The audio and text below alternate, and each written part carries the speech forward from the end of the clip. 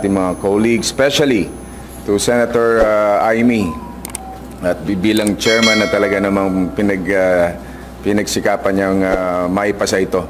Dahil as the author of this bill, ngayong batas na, ako'y natutuwa dahil ito'y campaign promise ko sa ating mga lola at lolo. Kaya tuwan-tuwa ako. Ang daming tumatawag, nagte-text, talagang they're very thankful. Even the President kanina sabi, oh, sino ba author nito? Galing ah. Sabi niya, ako po, Mr. President. Ganoon. Tapos si Amy po ang nakipaglaban sa ano. So by the way, again, happy po ang mahal na Pangulo kanina, no, sa Malacanang. At ayan, so good news para sa ating mga lolo at lola.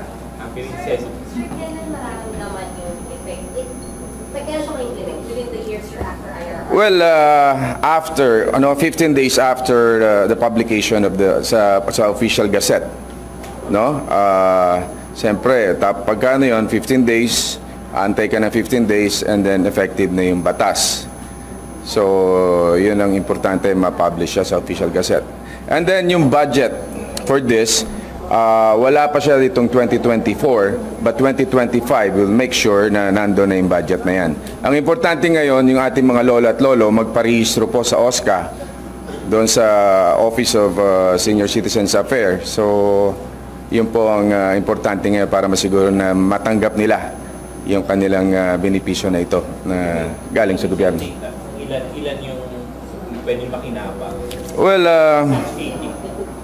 bali ang total na pwedeng makinabang po is 194,000. Kasi sa 80 years old, 103,000 plus. Sa 85, 57,000 plus. Sa 90, 24,000 plus. Yung 100, of course, 2,500 plus. Total of 2.2 billion. So it's not that big amount na para ibigay natin na bonus sa ating mga lola at lolo. Sir, sorry, just to be clear. Yes. So, magpa-touch ay magiging village ng 80, 85, 90, 100, hindi pa this year makikinabang? Next year? Bale, hindi siya kasama sa 2024 budget eh. Kaya importante magpalista na sila sa OSCA. And then, yun, lalabas niyan yung supposed to be magba-birthday ngayon ng 80, 90, o yung 80, 85, 90, 95, saka yung 100. Importante, magpalista sila at utang ngayon ng gobyerno, babayaran sila next year. Right. Yes. May, ang program, hindi pwede hindi po pwede. Kung po pwede lang natin kunin doon di ba? Sa akap, sir. Don't put words into my mouth. Hindi. Anong kahalagahan itong batas sa iyo para sa atin? Well, alam naman natin yung ating mga lola at lolo, sila yung kumbaga nag-aalaga sa ating mga nagtatrabaho ngayon, malaking utang na loob natin sa kanila. Kung buhay pa yung lola at lolo ko, I'll do the same thing, di ba? Kaya yung mga lola at lolo, actually konting bonus lang ito sa laki ng hirap nila sa ating gobyerno, sa ating mga anak, di ba? So napakalaking bagay. Kaya ito yung pagka nakikita mo sila sa kanila, anywhere I go, any part of the country, pagka sinisigaw ko na to sa mga lola at lolo, talagang sumisigaw sila sa tuwa. Di ba? Especially wala na silang pinagkakakitaan. Kulang at kulang naman yung kanilang kinita noon. Kaya ito'y malaking bagay na para sa kanila. Yes. Magkano yung makukuha ng mga pag-birthday doon sa sila? Yes. Well, ang makukuha when you reach 80 years old, tanggap ka ng 10,000, 85, 10,000, 95, 10,000, 90, 95, yan, tigta 10,000 po yan. So, dati, yung centenarian law, yung dating batas natin, 100 lang yung nakakatanggap ng 100,000. No, ngayon, meron ka na 80, 85, 90, 95, tigta 10,000 po yun. So, napakalaking bagay po sa ating mga kababayan. Stays at 100K. Nag-vlog ako, sabi ko 1 million. Mali. Merong proposal na 1 million when you reach 100. 101. O yan, di ba? 101. Ayan. Merong proposal na ganun. Pero baka umiyak na ating gobyerno. Mahaba na yung buhay ng tao ngayon. Pero meron akong proposal ngayon. Yung ating senior citizen law, no? Yung sa age, di ba? 60, saka ka magiging senior citizen na, makapag-avail ka na ng mga discounts. Yung lowering of yung senior citizen age to 56. Yun yung nilalabi ko na kay Senator Amy. Sabi ko, we have new project. Sabi ko kay Senator Amy, pag-aralan na natin. Not necessarily 20%. Yung proposal ko is 20% nga discount din. Ano? Kung po pwede, at least 10. Malaking bagay na. Dahil this early, tayo, marami dito, 40 years old, may maintenance na. No? So, kaya, yung mga, di ba? Lahat naman tayo,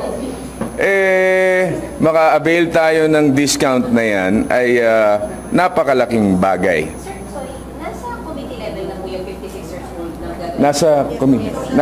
Sa social justice kay Senator Amy. Kaya nung kinausap ko si Senator Amy after nito maipasa ito, sabi ko, yun na yung ating i-push. Sabi niya, antayin natin, mapirma na muna ng Pangulo. No? And so, ngayon napirma na, okay na siya. So, yun naman ang tatrabawin namin. Kaya ito po ay hindi lamang po, kumbaga, effort po ito, pinaghirapan ng buong Senado, kaya tayo masaya para sa lahat. Okay? Di ba meron ding early retire? Yes. Yeah, meron ding yung optional retirement sa government, no? From 60 to 56 din. Hindi siya mandatory. Optional. Kung gusto mo mag-retire at the age of 56, may option ka. So, it's not mandatory. Yun yung under my committee naman. So, yun po din yung ating mga sinusulong para dyan. So, I'm sure marami din magre-react, but at least to may option. At least mabigyan natin ng chance yung mga mas bata kung gusto mag-retire naman nung ibang nasa 60 or 56 ka na. Sir, maybe get your comment lang dun sa bashing ngayon kina Senator Padilla about dun sa glutathione session sa office niya, ni Maria Padilla. Senator Robin already apologized to the Senate, sir. Do you think there's a need pa rin to investigate from the ethics? If you ask me personally, nag-apologize na naman yung tao. Bakit pa natin palalakihin ito? Hindi naman siguro niya kagustuhan din niyang ganyan na maging issue na malaki na hindi mo ina-expect na lalaki ng ganyan. So siguro, accept na lang natin yung kanyang apology. Especially si Mariel din naman nag-apologize. So, if you ask me. So, yun na po.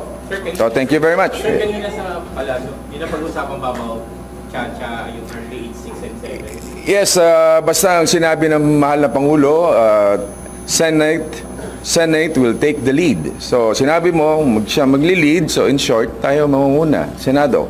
Economic provision lang naman ang pinag-uusapan dito. So, yan. Kaya yun ang panawagan natin, no? Sana ceasefire na sa lahat. Congress, yung mga kaibigan natin sa Kongreso at yung mga kaibigan din natin dito sa Senado, tama ng bangayan, isipin natin ang problema ng bayan. Tulong-tulong tayo dito. Okay? Sir, kanina ang daming congressmen din sa Palas for the signing. Kamusta po, sir, yung samahan? Kamusta? Nagpatian man lang ba? Yes, oo. Ako, wala naman akong kaaway sa kanila. Puro ko naman sila kaibigan. Marami nga kapartido ko pa eh. Siguro trabaho lang to, walang personalan, no? Importante, wag na nga matatapos din to. Sa tingin ko, malaking bagay yung ginawa ng mahal na Pangulo, pinagharap kanina at nagsama-sama doon sa Malacanang. Sa tingin ko, it's a very, very good move on the part of the President. So, nare-reiterate sir ng Presidente na okay, the Senate will take the lead kanina? Yes, sinabi niya. Sinabi niya, yeah. Pabayaan natin, manggaling ngayon kay Senate President, ayoko naman pangunahan siya. Okay, thank you very much. Sir, nagpasa po tayo yung 100 pesos na legislative wage hike dito po sa Senado. Pero po sa House na itaas pa, parang 150 to 350 pesos. Your reaction? Realistically? Yes, realistically. Well, alam mo, if you ask me, 100 talaga mababa. Ang sa proposal ko nga is 150 Sinabi ko na yan dito, no, during the interpellation. Pero siyempre, dapat isipin din natin yung ating mga employer. baka naman ma-bankrupt na sila. Sa tingin ko naman ay pwede naman pag-usapan pa yan, magba-bycam yan. Kahit magkano pa ilagay nila dyan, at the end of the day, mag-uusap pa rin yan, may bycam tayo.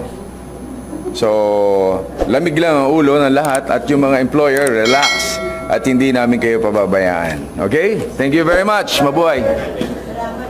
Sir, Steve,